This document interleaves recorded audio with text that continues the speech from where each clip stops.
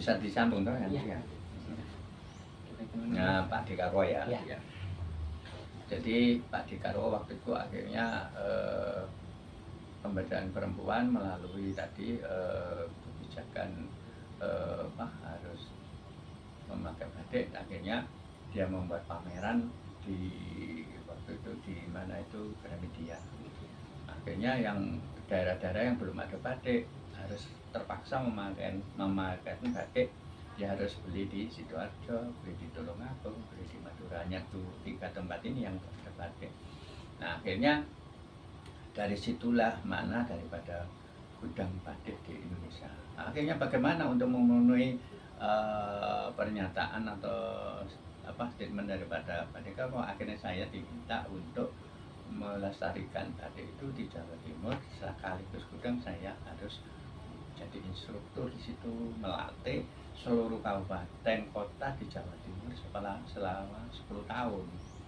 Nanti sekarang Jawa Timur semua kabupaten kota ada batiknya dan ikonnya masing-masing, menjadikan lokal wisdomnya disitulah. Dan akhirnya saya dapat balasannya kata Nugraha sebagai pelestari batik oleh Gubernur.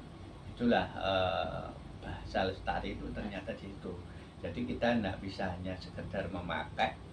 Kecintaan itu timbul kalau kita bisa berbuat sendiri. Artinya membuat, cara mendesain, cara sampai hilirisasinya itu akhirnya bisa makna daripada lestari. Dan lestari itu nanti suatu saat zaman itu akan berjalan sesuai dengan zaman itu. Anak-anak generasi penerus itu nanti tahu bahwa benar-benar batik itu ada milik kita. Makanya kemarin itu sempat batik itu mau tenggelam itu diakui oleh Malaysia. Kenapa? Malaysia di sana sudah booming batik itu loh. Itu ternyata kenapa kok bisa sampai UNESCO bisa menentukan miliknya Indonesia. UNESCO turun ke sana karena Malaysia, budaya Indonesia kan banyak yang direbut angklung dan sebagainya. Di sana ditanya pengrajin batik banyak sekali di sana, kalah di Indonesia. Iya, ditanya generasi penerusnya itu, Anda sudah membuat batik ini berapa tahun? Wah, ada puluhan tahun Pak, sudah di sini. Nah, terus Anda bisa bikin batik dari mana? Dari orang tua saya. Ditanya bapaknya ditanya, Bapak sudah lama, sudah puluhan tahun, Bapak dari mana bisa bikin batik di sini? Oh, dari bapak saya, dari kakek kan, 3 turunan. Kebetulan waktu itu masih ada. Ditanya kakeknya, sudah puluhan tahun saya dari generasi terus menerus itu melestarikan dia maksudnya. Akhirnya ditanya kakeknya, Bapak aslinya mana? Gitu.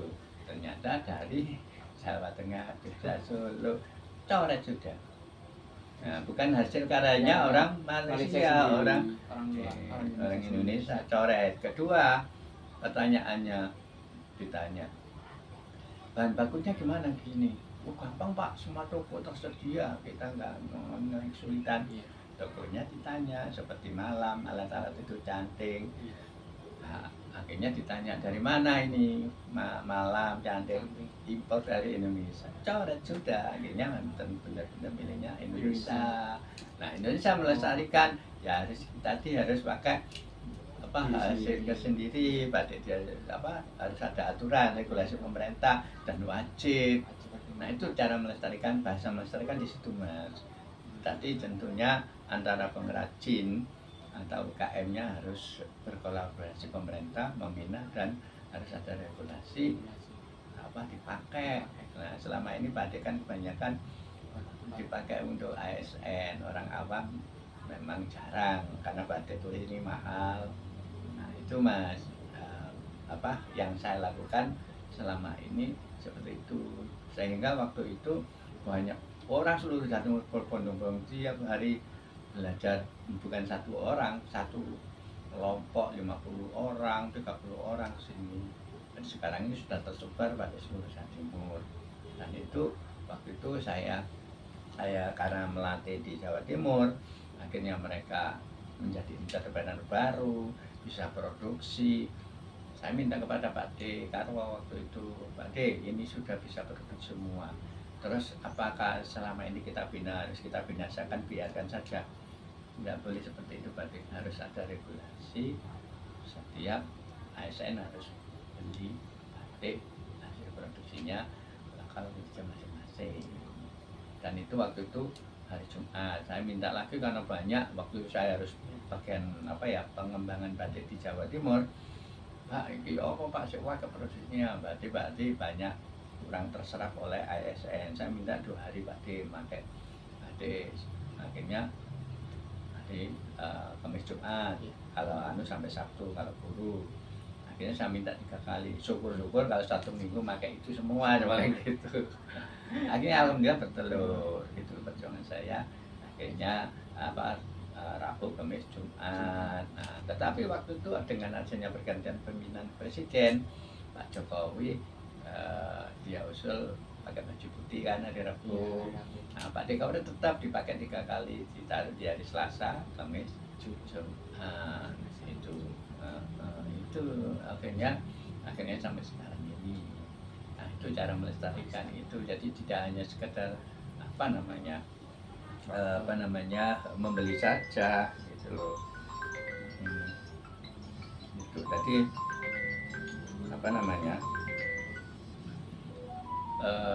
saya tidak hanya gerakan itu aja melestarikan, bagaimana batik itu bisa dipakai anak-anak muda. Ya, dulu waktu itu saya desainkan di pemerintahan kan waktu lengan panjang, Pak Bupatinya saya desainkan lengan pendek dengan pakai levis bisa jadi fleksibel gitu. Akhirnya ya jadi sekarang di pemerintahan itu nggak harus panjang, kesannya resmi. Itu akhirnya anak muda saya sponsori seperti Yuk, Raka Raki, pakai sampai putih Indonesia itu saya pamerkan di sana supaya mereka cinta terhadap batik sekaligus melestarikan itu. Dengan saya desain anak-anak ini mulai TK SD itu kan ingin batik, ya saya desainkan untuk ini anak-anak belum dewasa, anak-anak tingkat SD SMP itu tampil di fashion, dan itu pemilihan duta cili Goyo Cili, kalau di Surabaya Cakning itu ya. Nah, itu sampai akhirnya dewasa putri Indonesia itu memakai cinta batik. Itu salah satu gerakan saya seperti itu. Makanya saya dapat balasannya kata Nugraha itu cara melestarikan seperti itu, Mas. Itu makanya lagi Pak, untuk proses pembuatannya itu gimana Pak? Untuk by step atau gimana awalnya hingga akhirnya? Iya, batik itu memerlukan, karena batik itu kerajinan, kebanyakan wanita yang saya rekrut ya. Saya punya karyawan 55, 4 itu laki-laki, bagian bawaannya kasar-kasar lah istilah. Kalau yang nyanting ya itu perempuan semua, karena ini memerlukan ketelatenan ya. Kalau desain saya, jadi prosesnya itu mulai desain satu ya, pola atau motif ya, itu saya ceritakan tiap 2 minggu sekali ada. Karena apa? Seni itu ada titik jenuhnya, supaya nggak jenuh harus ada inovasi-inovasi baru atau kreativitas baru ya, supaya ganti desain, ganti warna dan sebagainya. Nanti mulai desain, kemudian pecantingan, namanya itu reng-reng ya, reng-reng. Setelah reng-reng, kalau batik Sidoarjo itu ada warna-warni yang full color, itu mencoletan 3 ya, seperti itu ya, di warna-warni mencolet 3. Setelah itu ditutup, diwarnai ya 4 pewarnaan. Kemudian ada warna dasar. Setelah itu ada warna lainnya ya, termasuk pewarnaan juga. Kemudian menghilangkan ini malam di kodok. Jadi ada 5 departemen, jadi tidak bisa dikuasai orang satu. Nah itu sehingga itu ya bisa dikuasai jadi. Halo ya, 5 departemen Mas tadi itu. Makanya karena ini handmade ya, nah, jadi dilakukan oleh perempuan. Ada lagi yang dilakukan oleh laki, itu pakai cap. Tapi cap itu harus skala besar belinya, karena capnya sendiri stempelnya jutaan. Jadi kalau pesen 10 rugi, jadi harus banyak. Dan itu kembar semua. Kalau tulis 1 2 bisa, enggak kembar bisa. Itu sepertinya. Terus apa lagi Mas? Ini saya untuk terakhir Pak, Hmm. ini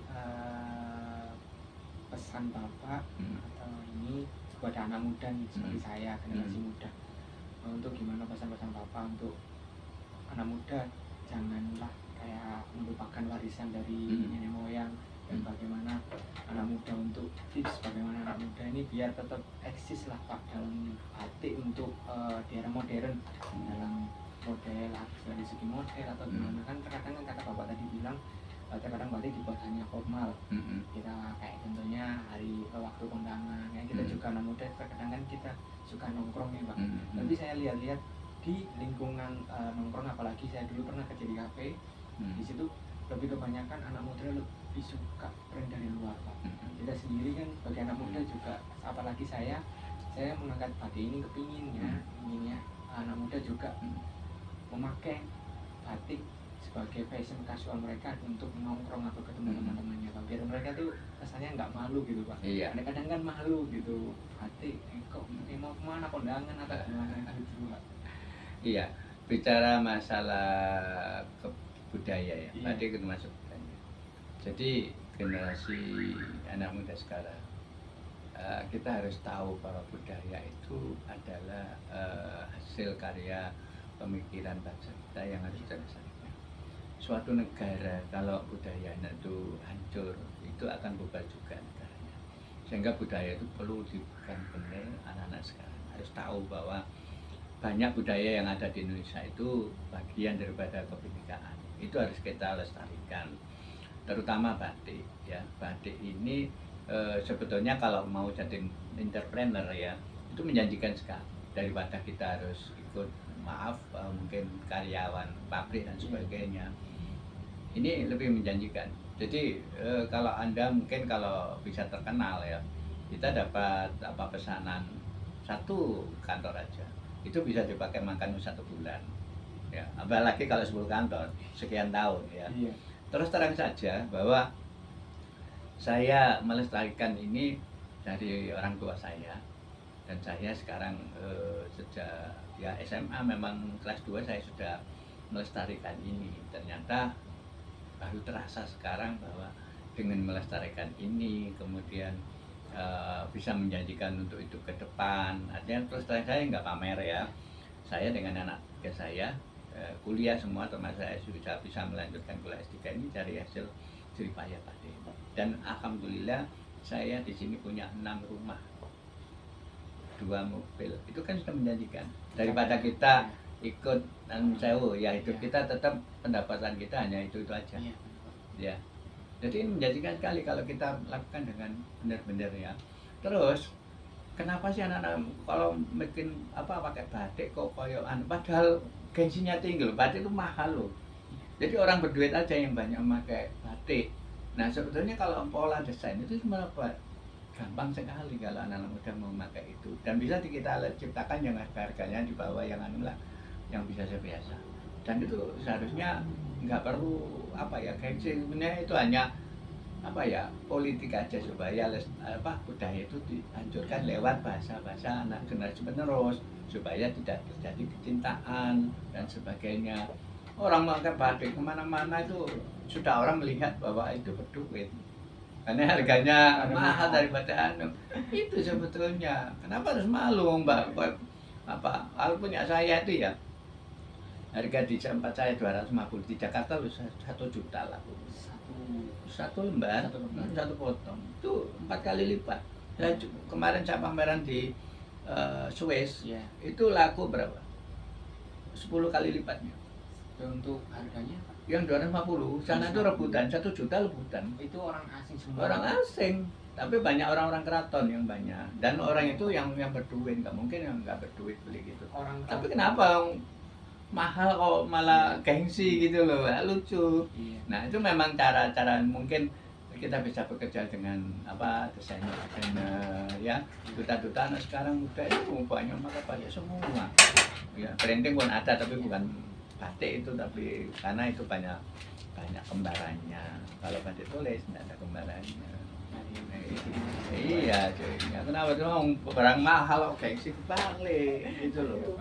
Ya seperti itu Mas. Jadi ayo kita lestarikan budaya bangsa kita ini karena banyak yang digerogoti budaya kita itu akhirnya hancur. Kita nggak mengenal bangsa kita sendiri, hasil karya bangsa kita sendiri. Tergerus dengan situ. Sekarang loh, pakai apa drama Korea. Iya. Itu sebetulnya dia itu memasarkan produk budaya di sana ke sini. Tidak hanya pada apa namanya dramanya aja, dia membawa juga budaya cara berpakaian, kemudian gayanya, kemudian makanannya. Iya. Kenapa buktinya? Lah kemarin di mal-mal itu makanan Iya, di Korea. kedar Korea. Lah itu Iya, Korea. kita nggak terasa, kita Iya, dijajah. baru tahu saya. Malah Baru sadar. anak-anak sekarang menuju ke Korea bahwa itu adalah dia promosi. Kenapa kita nggak mempromosikan ke dunia dibalik seperti itu? Karena terbawa oleh sekarang itu karena kita. Kenapa di Korea itu dramanya itu percintaan dan sebagainya. Kita terbawa bahwa di sana itu orang nggak mau kawin karena negaranya kecil, dia nggak mau punya anak banyak sehingga dia itu hidup happy saja, nggak memikir masa depan. Seperti Jepang sekarang karena sebenarnya nggak ada, banyak orang luar ke sana. Iya. Nah ini jangan melihat di situ, alur ceritanya kita pelajari. Akhirnya terbawa kan makanan Korea, masuk ke sini kuliner kita kalah, budaya kita habisin. Nah ini loh harus kita renungkan bahwa budaya kita kalau kita bekerja sama dengan stakeholder dan sebagainya, anak-anak yang mungkin apa artis dan punya saya sering tak kasihkan artis-artis juga di sana sponsor, bahwa ini budaya dangdut atau pop itu minta sponsor saya kasih sana pamerkan. Tujuannya ke sana anak muda di situ loh harus cinta. Kalau kita nggak cinta produk dalam negeri, budaya kita, hancur negara kita. Pendidikan aja sudah digerogoti kok. Iya toh, Pancasila udah dikurangi dan sebagainya. Itu ayo kita cinta pada produk budaya kita sendiri ya. Ya. Jadi itulah yang disampaikan oleh Pak Huda. Mungkin nanti nanti saya jelaskan di artikelnya saya.